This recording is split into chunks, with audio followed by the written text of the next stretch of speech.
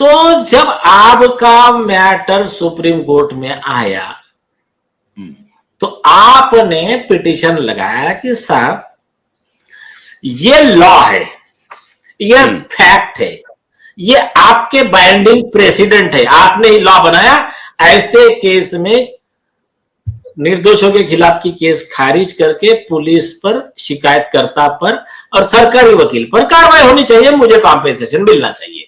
आपकी बात हाईकोर्ट ने नहीं माना। तो अभी सुप्रीम कोर्ट की जिम्मेदारी है,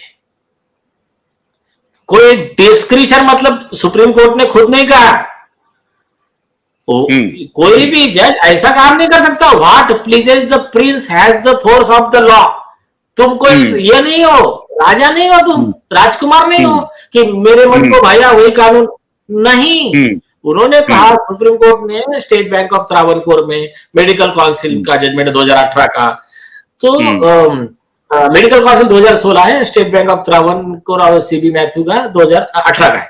उन्होंने क्या कहा कि आपको कितना भी ये पोस्ट ग्लैमरस लगता हो,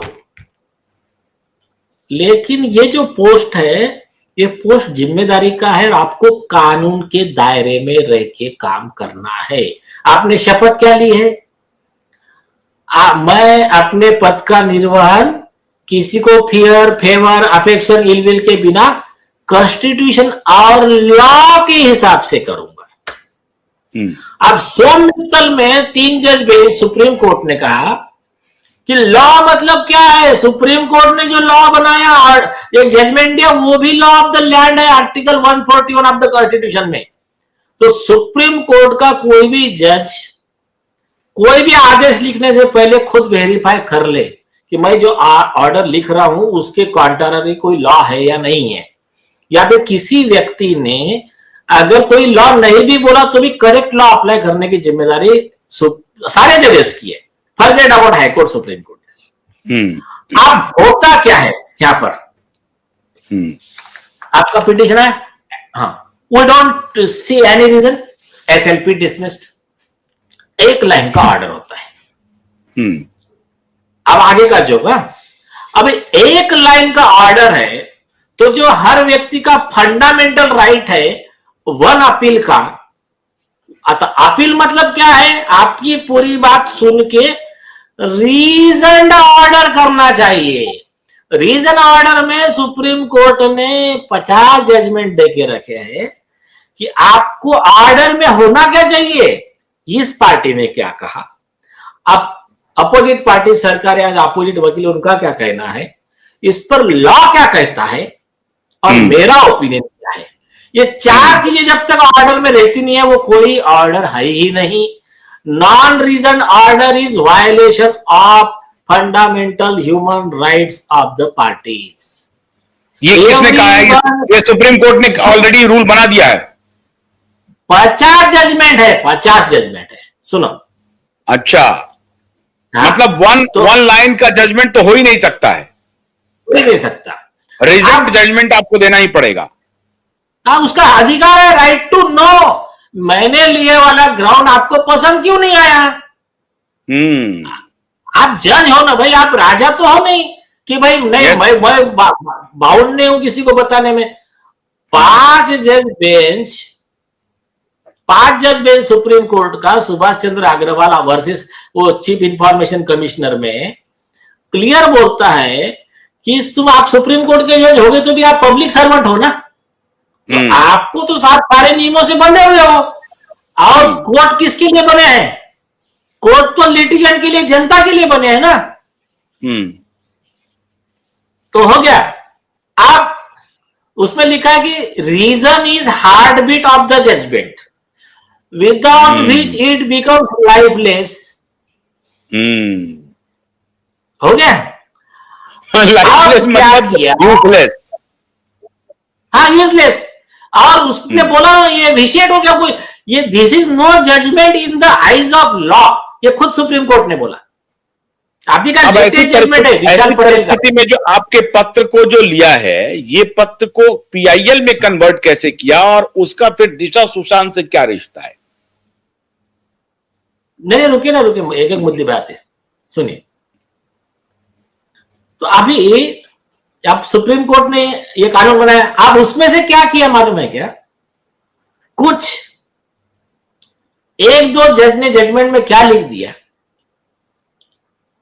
सुप्रीम कोर्ट क्या हमारे आदेश के ऊपर में, सुप्रीम कोर्ट के ऊपर में कोई कोर्ट नहीं है,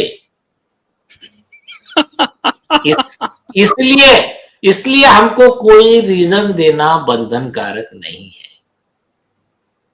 अच्छा, ये सुप्रीम कोर्ट का जज ने एक वर्डिक्ट दे दिया ऐसा? हाँ, ये एक छोटे बेंच ने दे दिया है। अब ये जो जजमेंट है ये तो पूरे कॉन्स्टिट्यूशन के अगेंस्ट है, ह्यूमन राइट्स के अगेंस्ट है, फंडामेंटल राइट्स के अगेंस्ट है, और खुद सुप्रीम कोर्ट के लार्जर कॉन्स्टिट्यूशन बेंच के अगेंस्ट है। हो गया? तो वो जजमेंट, लेकिन फिर भी ये प्रैक्टिस कई मैटर में चालू है। ठीक है, चालू है। हाँ। अब आगे का जोक सुनिए। कोई बात नहीं, आपने पिटीशन डिसमिस किया, डिसमिस करने के बाद में article 137 of the constitution of India में, भारतीय संविधान का आर्टिकल 137, आपको एक अधिकार है कि आपने रिव्यू पिटीशन लगानी। अब रिव्यू पिटीशन में कि साहब मेरे ये ग्राउंड पे आपने कंसीडर नहीं किए, आपने on the face of the record गलती कर दी। तो अब ये रिव्यू पिटीशन, आप सबसे बड़ा प्रॉब्लम क्या है, सुप्रीम कोर्ट ने दूसरे जजमेंट में लिखा कि अगर तुम रीजन दोगे ही नहीं तो तुम्हारा रीजनिंग गलत कैसा है, इस पे उसका बेचारे का अधिकारी खत्म हो जाएगा उसको चैलेंज करने का। तो ये तो और एक्स्ट्रा तुम उसका अपीलेट ज्यूरिडिक्शन पे एनक्रोच कर रहे हो तुम। हाँ, तो ठीक है, अभी उसने रिव्यू पिटीशन लगा कि रिव्यू पिटीशन में कि साहब आपने ये वाला इतना इंपॉर्टेंट पॉइंट था कंसीडर नहीं किया, इसमें आप एसएलपी डिसमिस नहीं कर सकते थे, आप पिटीशन डिसमिस नहीं कर सकते थे, ऐसा उसने रिव्यू लगाया। इसका मतलब अपीलेट ज्यूरिसडिक्शन जो है वो बहुत इंपॉर्टेंट है सर, नहीं? अरे अपील करने का जो अधिकार है दैट इज वेरी इंपॉर्टेंट। उसके ऊपर मैं आपको और एक बहुत इंपॉर्टेंट चीज बताता हूं। यूनाइटेड नेशन की ह्यूमन राइट कमेटी 17 जज की कमेटी, उन्होंने क्या किया, उसका one of the signatory India भी है। उन्होंने कहा एक श्रीलंका का केस हुआ, अमेरिका का हुआ, स्पेन का हुआ, रशिया का हुआ, ऐसे ही थे। तो उन्होंने कहा कि ये सुप्रीम कोर्ट है, फाइनल अथॉरिटी है।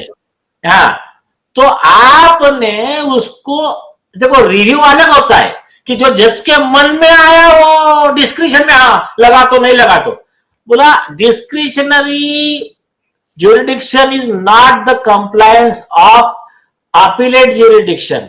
फुल रिव्यू चाहिए और वो भी ओपन चाहिए, फेयर चाहिए। वो तो उन्होंने क्या किया मालूम है क्या?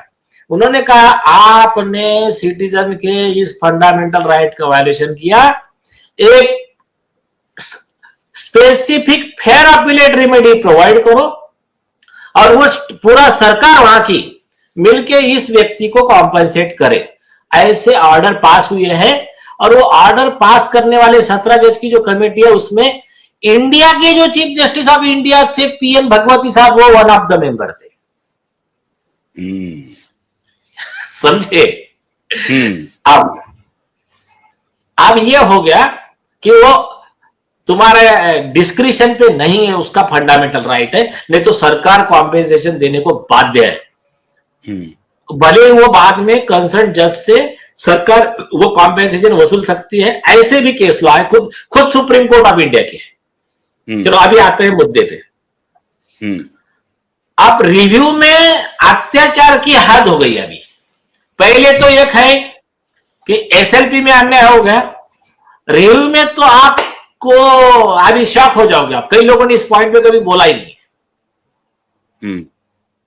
रिव्यू पिटीशन आपने लगाया तो पहले क्या होता था, रिव्यू पिटीशन ओपन कोर्ट में सुनी जाती थी, आर्गुमेंट होता था, फिर उस पर डिसीजन होता था कि साहब आपने देखो जल्दबाजी में लिख दिया, लेकिन ये केस लॉ। फिर जज कोई गलती मान लेता था, कोई थोड़ा सा मैं मेरी गलती नहीं मानूंगा, जो भी है, तो या तो उसमें कोई एडमंड जजेस रहते थे, कोई अच्छे जजेस रहते थे, और कुछ करप्ट और डिसऑनेस्ट जजेस भी रहते थे। तो वो लोग फिर अपनी ऑर्डर बोलते थे नहीं चेंज करेंगे, ऐसे नहीं चेंज मतलब स्ट्रॉन्ग ग्राउंड रहते हुए भी नहीं करते थे। चलो ठीक है। बाद में क्या किया मालूम है क्या इन्होंने? सुप्रीम कोर्ट में एक नया रूल बना दिया